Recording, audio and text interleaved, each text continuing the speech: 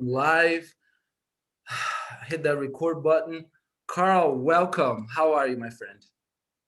Thank you, Fernando. I am doing great today. A lot of connection today, feeling good. Awesome. So happy to hear you're doing good. You're feeling good. Lots of connection. And Karl, we connected a few weeks ago at an NLP practitioner training in San Diego, and it was an interesting and powerful weekend for all the practitioners there. And we have been since then talking, having men's group groups huddles in the mornings, and you have shared with me things that I would like for the world to know, and that's why we're having this interview. And before we talk about men's circles and men becoming better leaders and you teaching them new ways of being and men's sexual self mastery, I like to ask you, how did you get into this work? And a little even before that is where were you raised? How was your childhood? And then leading into your professional life of being a tech blogger. And then now becoming a coach for men. Yeah, thanks, Fernando. So my story is I grew up in the Bay Area, east of San Francisco, and then in San Luis Obispo as well. And I grew up with a pretty traditional mindset around: Am I going to be what kind of professional am I going to be? Doctor, lawyer, finance, um, that sort of thing. Really a focus on grades, really a focus on intellectualism. And, it was something that I embraced and I owned and uh, I did all through college and got a job out of college working in finance in the hedge fund industry. And after that, asset management. And I worked for a large bank, an investment, retirement investment subsidiary of that bank, and led operations out internationally in London and locally, and was very successful in it. However, the inner part of me of wanting to create meaning in my life, wanting to create meaning in the world, felt like I wasn't getting that from working in finance. So I took about a year off to work on a career change into technology. I did some business development for a tech startup, a mobile app startup, and I became a technology blogger around the Internet of Things. That was a real passion of mine at the time. That's the smart devices, smart cars, Alexa, all the things that take data and make decisions off of that data. And I then became a management consultant in technology using some of that. I was traveling the country. Sunday I would get on a flight. I'd be in a different part of the country. Thursday I'd fly to a different part of the country. I was living out of a suitcase on weekends, going to Miami every weekend, scuba diving, salsa dancing, living that work hard, play hard life. That was something I always dreamed of as a kid. However, on the inside, it wasn't as fulfilling as it looked, as conceptually it was. I'd achieved the things I wanted, but I was drinking a ton of coffee. I was flying on red eye, sleeping 2 hours a night, working 60 to 70-hour weeks.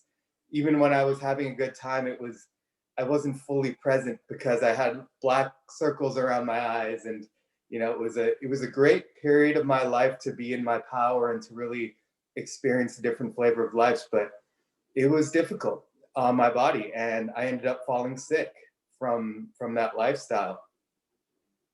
I I got a condition called chronic fatigue syndrome, and I was bedbound for over 6 months.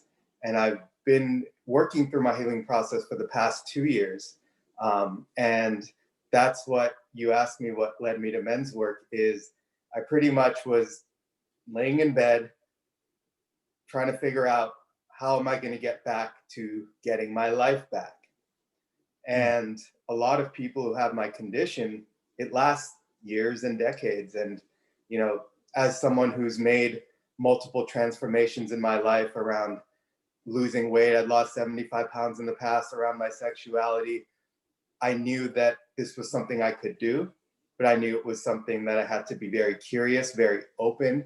I needed to push to the side all the things I thought I knew and create a new self that works better for me. Because clearly, the old ways, my body said no. Mm, Um, so wow. yeah, I got into a lot of deep work into connecting with my mind, my body, my nervous system, because I have nervous system dysfunction as part of the illness, and really started to learn about the human body, the human mind, the human emotions, and slowly starting to recreate myself through this work. And in this process, I met some amazing men who brought me into the world of men's work, where I joined them and then eventually led a men's community out here in San Diego, where we could do all this work of self-discovery, self-realization, unleashing who you are, but doing it through brotherhood, doing it through the eyes of another man, doing it through the space holding of another man. And that's just a whole nother thing. It's a one thing to do self-development on your own, but as men, we tend to isolate ourselves a lot and feel like we're always on a hero's journey by ourselves. And there's something very liberating about doing it with other heart-centered, powerful men who are willing to go into the bunker and really understand who they are with a group of brothers. Mm, fascinating. You've touched on so many points, and thank you so much for for sharing. One thing that I had not heard in our conversations before is it seems like you have transformed yourself a few times. Is that right? And Yeah, what was it easy for you to make the decision to transform? not at first. Not at first. Okay, because the way I heard you, it felt like, it's like, seems like he's transformed before, so this was just another transformation. And I was gonna ask you, well, how do you do that? Because even before people, men hearing about what men's work is and being heart centered, there must be some type of curiosity or the willingness to transform. Mhm. So, have you found from perhaps your background in finance or in business or being a go-getter or a doer that what it takes to make a decision and go do it or transform that you can share like some type of recipe or something you've learned, a mentor you had, or a mindset? Yeah, yeah. So yeah, no, that's a great question, Fernando. So right now, I view transformation as something that's not all that difficult if you put your mind to it. But the first time I did it, I didn't know that, so I didn't feel that way. And I think a couple of things really got me on the path to realizing that when you put your mind to something and you put your effort behind it, really there are infinite possibilities. And the first was, like I said, my first transformation of losing weight. I was overweight my entire life, and there were so many confidence issues that came with it. You know, I was a big chubby kid with glasses and braces and had a lot of confidence issues. And what really got me to spark to make the change, and at the time I didn't even know that I could make the change. I had this excuse that, oh, I was just born with a bad metabolism and there's nothing I can do about it. But the pain became so strong for me, the pain of, you know, even though now I look back, this was not a truth, but at the time I perceived a truth that I wasn't going to be seen as a powerful person if I was overweight and not attractive, that I wouldn't get the work promotions, that I wouldn't be able to date. And it caused a lot of pressure on me. And I just took a mentality of enough is enough. Like, I'm going to do anything that's possible. And to your point, in the meantime, I was starting to do well in my career. I got promoted at a young age. So I started to realize that, okay, like, I can do things, I can make things happen. And I do have a talent and a skill as long as I'm focused and I'm dedicated and I put my mind to it. And my childhood heroes were Michael Jordan and Kobe Bryant. You know, they always had that focus on the process, not on the outcome. Love the process, know the process. and when you train enough, it will come to you. So I always followed my sports heroes to keep that motivation. One thing I will say though, Fernando, is my mentality for my first few transformations is very different than my mentality that I have today. My first few transformations were about pushing through it, stay up late, drink coffee, do whatever you need to do to make it happen. And that level of strong willpower did help me manifest things, but it also caused me some health issues. So it's funny that, you say that. When I was laying in bed, and like I said, for 6 months I was mostly in bed, I remember thinking to myself that I'm going to do it again. I'm going to make another change. I'm going to beat the odds again. But this time it's going to be different because I can't push my way through it. I can't force my way through it, because the second I did, I became more sick. So I Mm. had to learn how to surrender. I had to learn how to receive. I had to learn how to flow. So my perspective on transformation is not one where it's a fight and a battle anymore. It's Mm. one where you have presence, you have awareness, you have curiosity, and sure, you have consistency and willpower. And then you put all those things together to allow the transformation to happen for as long as it needs to take. You let life assist you in that transformation as well. Wow. Wow. Wow. That's amazing. So no more fighting the battle for people that, and men and myself included, who sometimes find ourselves fighting and fighting and struggling. And it has worked for me sometimes. It has. And surrender is something that it's new to me, and interesting that you mentioned that exact word. Um, and I believe I'll just touch on this. I haven't talked about this much in public. Energy, and something about surrendering, and being aware that we are more than this body, the physical body. Mhm. Have you, in your work, have you done any work with energy? Yeah, I have. Yeah. So the reason I bring it up is that the surrender for me, if we talk as men, as being a man and talking about surrendering, that doesn't sound very masculine. Mm, It doesn't. It's like, what, surrender? No, don't be a weak link, or you gotta break through. Like another yeah, big word that I've been hearing lately, breakthrough. And I believe there's a place for a breakthrough. But back to surrender, the importance of, if a person or a man wants to get to a place of mental clarity or body relaxation, that surrender is one way to get there. hmm hmm And so what would your advice be to men who want to get that mental clarity, connect with their bodies, and feel like, I'm not going to surrender. I'm a guy. yeah, I fight. So what has been your experience, and what advice would you give?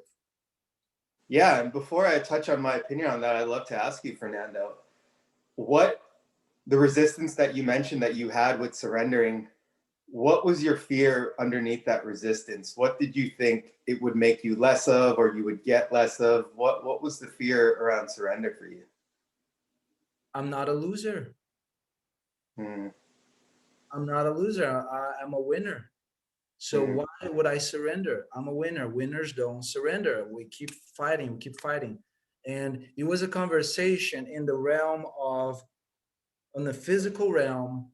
And when I took the surrender conversation to the energetic realm, mhm, whatever that means to whoever's listening right now, it's a different conversation, a different intention, that we are more than this physical body, that we mm, we exude energy, and people's energies are mixing with our energy, whether we're close or not. So speaking of surrender in that level, allowed my mini computer of the conscious mind to receive that. Okay, allow that into the unconscious mind, because it's good stuff, to surrender at the up there, and let it trickle down here, and the actions won't be of a loser or of a weak link. It'll be different. Like I Mhm. start. So yeah, that's an answer to your question. Great question, by the way. Cool. Yeah. Yeah, no, and that's, as you alluded to, that's a struggle a lot of men have, a mindset. I don't want to say a struggle, a mindset a lot of men have. And yes, I have done some energy work, but I really try and focus on the practical side of things. And the thing about surrender is there's so many ways you can define that word. And I'm not talking about giving up. I'm not talking about being lazy. I'm not talking about doing nothing. What I'm talking about is going to what you're talking about energy, is opening up the possibilities of the unknown to come your way. So I believe what a lot of men have is, and this was me in my corporate days, is we set a goal for ourselves. This is what we want. It tends to be a very specific goal, whether it's a career goal, a wealth goal, a goal for the type of relationships we want, uh, the type of sex that we want. We tend to set these goals and then we get really tunnel visioned around those goals. We create a plan about how we're going to get that. We want to make sure that we get exactly that and have it not look any different. And we hustle and we fight and we think and we think and we analyze how to get that. And many men are successful at that. And you get what you think you want. Sometimes it is, sometimes it isn't. But the downside of that mentality of fighting and scrapping and clawing, the dog eat dog world that we have, is we are shutting down possibilities that we may not know that may actually make us happier than what we think today is going to make us happy. So I could tell you, Fernando, in 2 years, I want to have $500,000 in the bank. I want to have a Lamborghini, and I want to have a beautiful woman on my arms, and I'll do anything to get that. Then all of a sudden, we find ourselves sacrificing ourselves. We sacrifice our purpose, maybe, because we do something just to make that money. We sacrifice our truth. We actually become less of men. If our boss tells us, hey, I want you to do this project to make this money and fire these people, it may go against our heart. It may go against what we believe to be true, but we'll do it because we know it will get us the promotion, which will get us the money.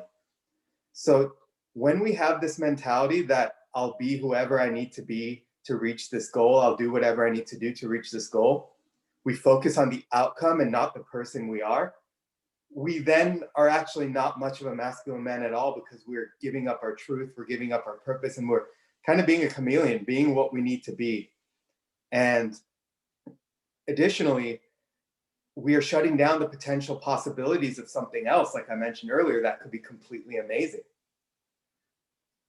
What if we realized that we didn't want the Lamborghini, but we wanted to help people out in our career and make a difference, but we didn't really know that because we were so focused on the money. And it could be a variety of things, but when we're focused on the external goal and this, I'll grind and do whatever to get there, we really shut down possibility.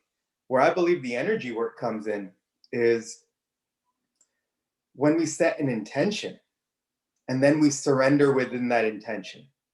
So my intention is to have a business which I'm successful in. You can still say within 3 years. And within that intention, instead of planning every step and doing whatever you need to do to get that, you learn how to cultivate the energy of a successful man, of the man you want to be, of a wealthy man. You dress like it, you talk like it, you act like it, you be it, if that aligns to who you are. And then the surrender piece is bringing an open, pure light presence to see where the world is trying to bring you opportunities to get that. And that's what I've learned recently, is the more we focus on grit and grind to get a goal, the more we close our eyes, we constrict to things that may be in front of us.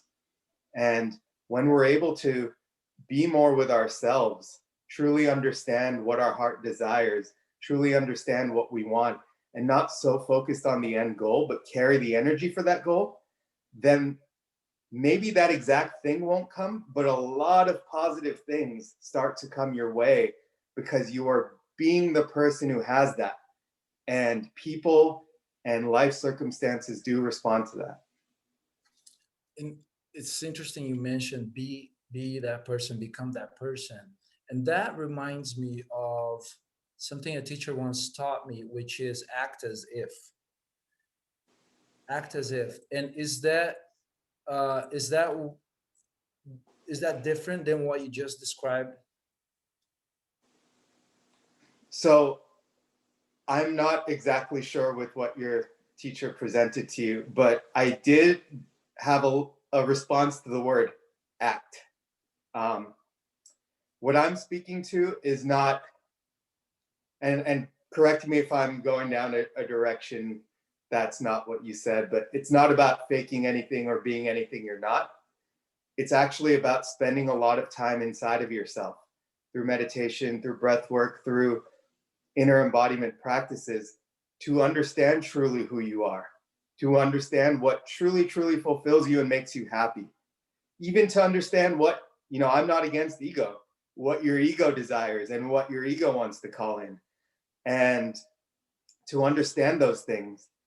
And then once you know what will fulfill you, what is the day to day, minute to minute life that you want to live, then you you're aligned inside, you know who you want to be, you know who you are, and then you just act that way. And act that way is you act authentically. You know who you are, you know what you desire, you know your belief system, you know the type of people you want in your life, you know that connection's important to you, or money's important to you, or impacted, whatever it is that's important to you. And once you know that, you just express that truth, your inner truth, you express it authentically, and people can feel that. So it's about self discovery, it's about self realization, and then the transparent expression of who you are, what you desire, what you're about. As one unified, expressed human being, that's who people can really feel. Amazing. And can you share a little bit about how you were before you did the meditation, the inner work, the self discovery?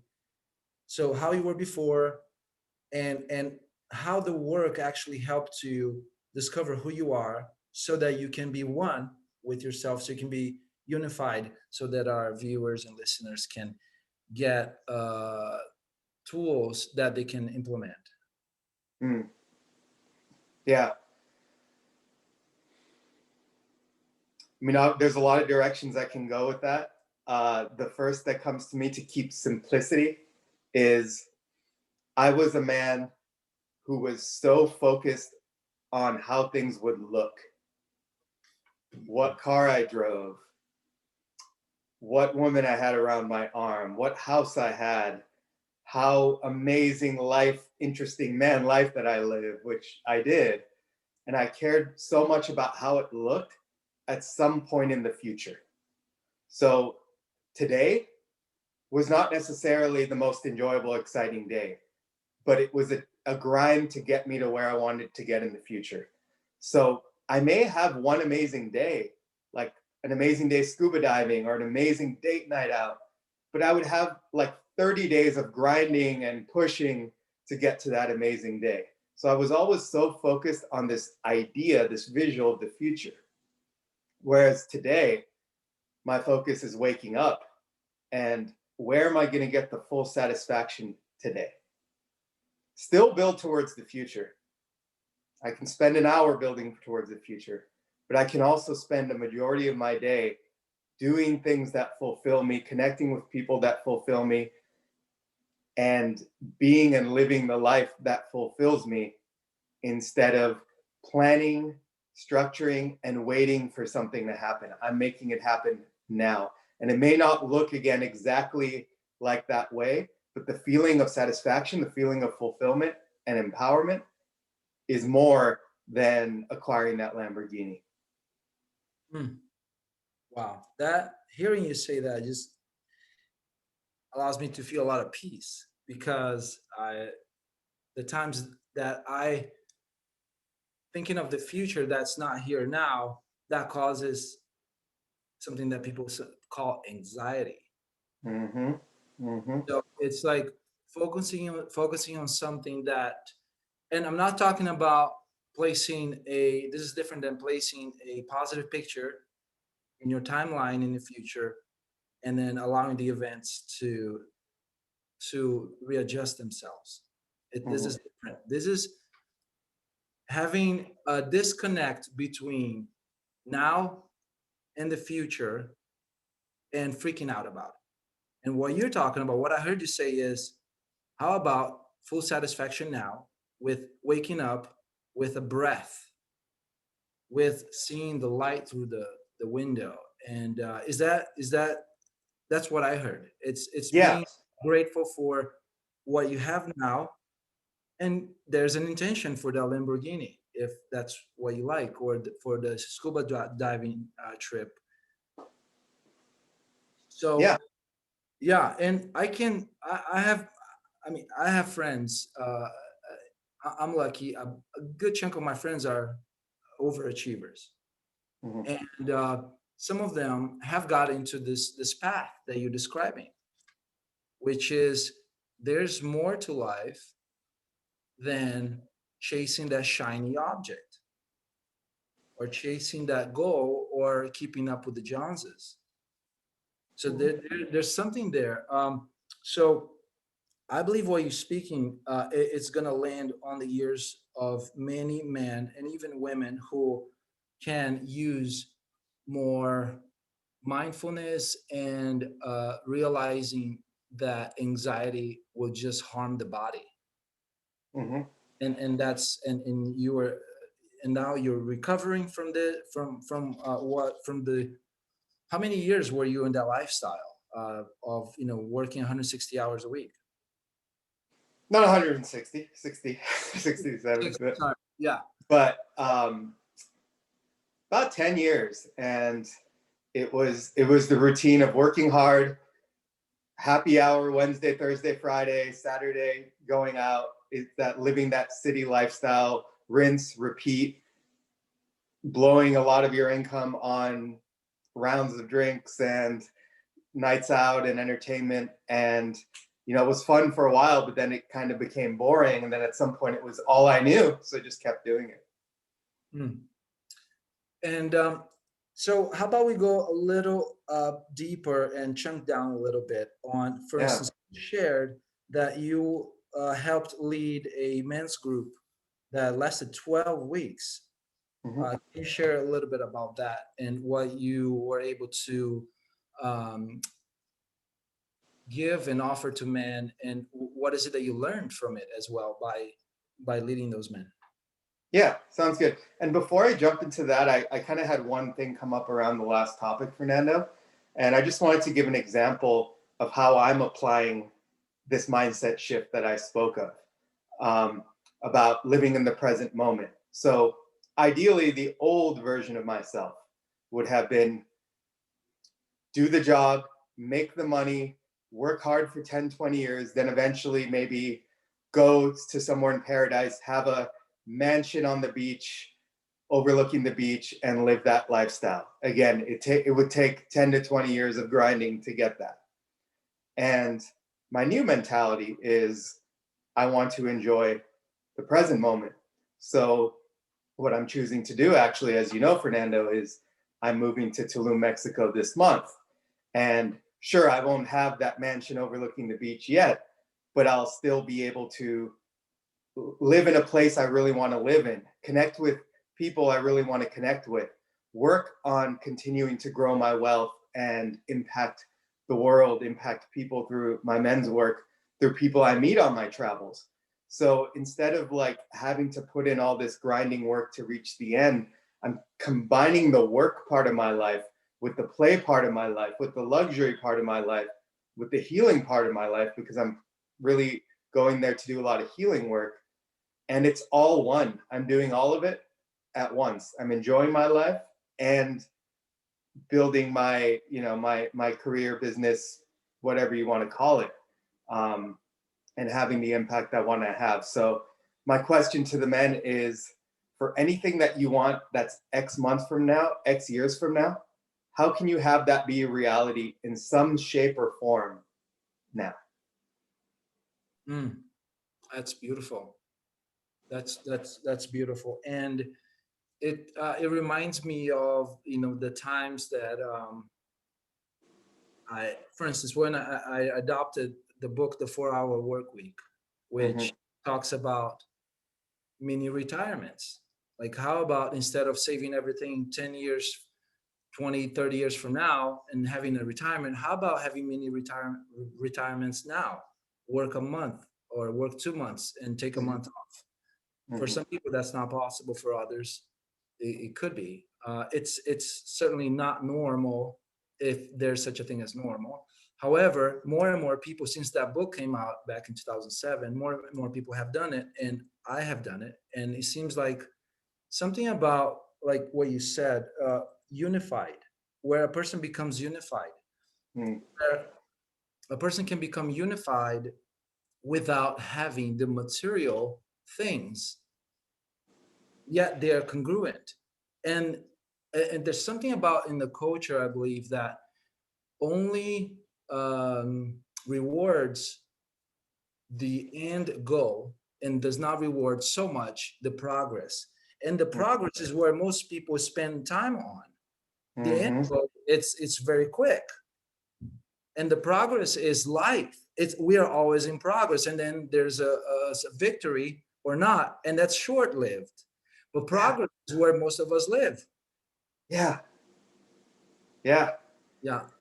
And Yeah. so I'm glad you shared that, because I believe that's it's going to help a lot of people. And I'm really excited to hear about the men's sexual self mastery. Like, Yeah. what is it? Yeah. So talk about unified, talking about going within.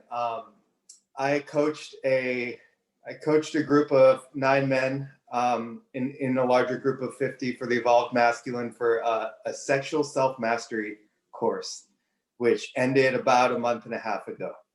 And what that was were men coming in who were having some sort of struggle in their sex life, whether it be not being able to find a partner and keep a partner, whether men who were in relationships or even marriages where the sexuality had fizzled out to nothing, men experiencing um, ejaculatory dysfunction in the bedroom, men not experiencing pleasure, a lot of fear.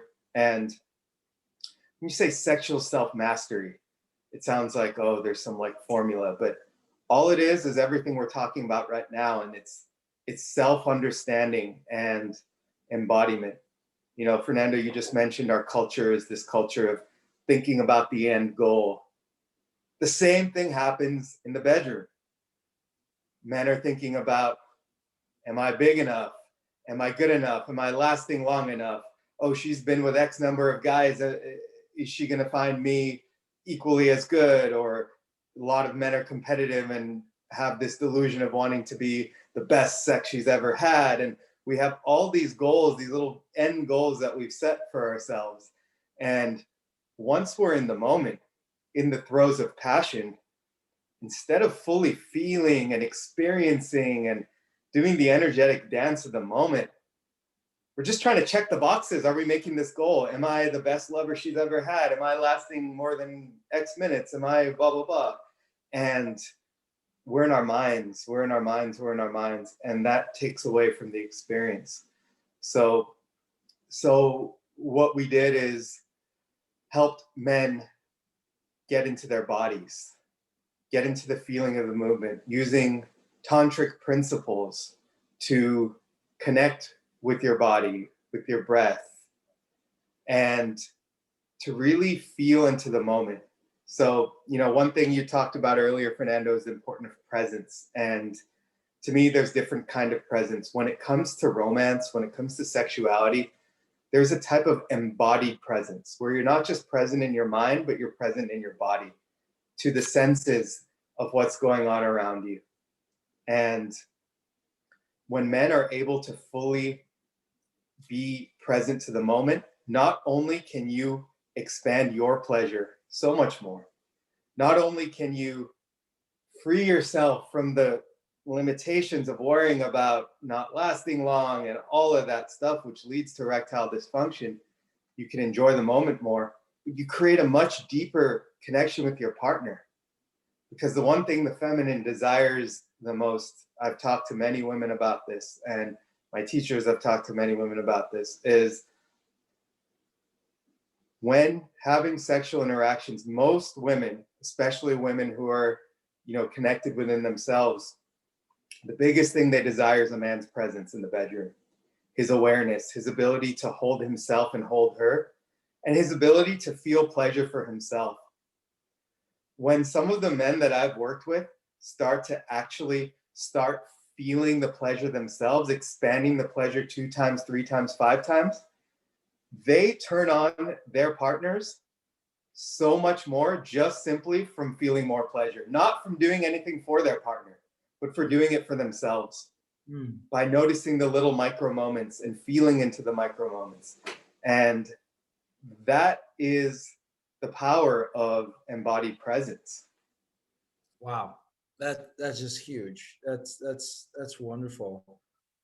And for men who probably never heard the word tantra, or maybe have heard, what definition would you give? Mm. What, yeah. So for me, the definition I would give is, there are other teachers more qualified than I to give the exact definition of what tantra is, because tantra is a yogic practice that goes beyond sex. Neo tantra is sexual tantra, and there's a whole yogic philosophy that goes beyond sex that I have studied a little bit, but I would defer to people who have studied for a lot longer. But to me, it is slowing down and feeling, slowing down and sensing. We're always in a rush. We're always in a rush in this day and age. And with our technologies and our jobs, we're in even more of a rush. But to slow down, inhabit our body, and really inhabit the senses. When you eat your food, take your time to taste the little micro taste of your food. When you walk into the room, feel the smell, notice the smells. When you're present with a partner or a friend, really focus on deep listening and feeling what they have to say, slowing down and accessing your senses. That's what it is to me. Hmm. Powerful, powerful stuff. And I'll give a testimonial to tantra.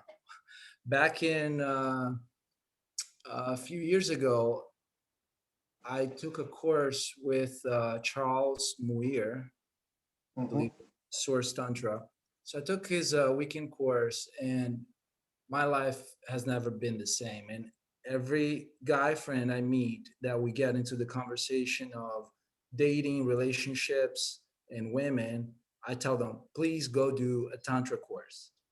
Please go do a Tantra course because, and what happened to me is after that weekend, it was, I think, 2 days and one evening, there was an exercise called the sacred spot massage, which the woman was not allowed to touch the man. It was only her receiving. Mm. And what that taught me was there is there's something about serving, having a hat per se of today I'm going to serve my woman. Today I'm Mm. going to serve my wife. Today I'm going to serve my girlfriend. Mm-hmm. And she was in the ritual. She was not allowed to touch me. She wanted, no, this is you receiving. And something my the way I started seeing women from that moment on, it was no longer just the titles. She's my teacher, or she is the bank teller. It was like, no, she's also a woman. Mm. And not seeing her in any way sexual. It was she deserves a respect that's so deep that I was not aware prior to tantra. And tantra does a lot of say respecting the feminine and the divine feminine, and I'm all for balance and not going anyone teaching too much, but balancing things out. And the tools I learned there were invaluable and have been carrying them with me since then. And like you said, tantra is a way of living where slow down, you start uh, giving the senses an attention that perhaps you haven't given before. So if you're looking at something, can you really focus on it? Can you see the color, the texture? Can you feel the air around your neck? Can you really hear what's happening in the room or outside? And can you so the food, taste the food. And so thank you for touching on that, because that's tantra. It's and I would advise people to look at tantra in a way that goes beyond sex. And if you find a teacher that's only teaching about sex, maybe find another teacher, because Mhm. it seems like the workshops that have happened in the U.S. only focused on that, and there's so much more Mhm. to that. Yeah. And there's one element I love how you described it, Fernando, of seeing the color, tasting the food. And, we talked about as part of the men's work piece and the new way of living, we talked about being able to feel into yourself more, feel into your desires, feel into your passions, feel into your truth, your beliefs. Once you develop that capacity to feel, that emotional intelligence develops, intuition develops, and then we can feel the feminine as well. The feminine really desires to be seen and felt. And once we cultivate the ability to slow down and sense through tantric living, and instead of seeing a woman just by the makeup and lipstick or the job she does, we can feel her beauty, feel her radiance, feel her flow, her emotional flow, is when we can really start to connect deeper with women and understand, because we men are designed to be logical, very, very logical, thinking, analyzing. And when we learn how to, Tantra is essentially a very feminine practice in ways, there's still masculine presence there, but more or less a feminine practice. We cultivate our ability to feel the moment, developing that intuition and developing our ability to appreciate men and women, appreciate humans more, because we notice the nuances of who they are at their core level rather than just what they do. And that allows us to connect so much more deeply with humans in general, both sexually and platonically. Mm. Yes, amen. Amen to that, brother. Wow. And what else could we talk about? I know time is coming up for us to start ending our call. We've Mhm. shared so much. You shared so much of your wisdom here. And is there something that your intuition is telling that you need to share today? Yeah, so it's a call to action for the men watching. Society right now is craving your heart and craving your leadership. I'm just we're seeing a lot of division. We're seeing a lot of fear, with everything going on and so many of the external events going on. And the old way of leading for men was just to build a skyscraper as tall as we could build it. Having technology companies who can make as much money as possible, finance companies who can make much money as possible, you know, dating women for the status and how it looks. And men, it's time for you to really step into your power and question, are you doing this because this is something that you were told to do, or perception implanted in you that this will make you successful, this will make you a man, this will make you happy, or are you doing it for you? So I invite men to cultivate some sort of inner practice to learn more about yourself. Who am I? What change do I want to make in this world? Who do I want to be to the people I'm around? And really tap into your heart to the type of man you want to be and the impact you want to have in the world. And then once we've gotten all soft and tapped into our heart and emotions and what we want, powerfully lead that shit. Because the most powerful people we have that have created the society and the businesses that don't serve us are ones who lead powerfully for the sake of power. I want to see more men lead powerfully from their heart for the sake of humanity, for the sake of inclusion, for the sake of elevating your brothers and sisters and lovers and parents and everyone.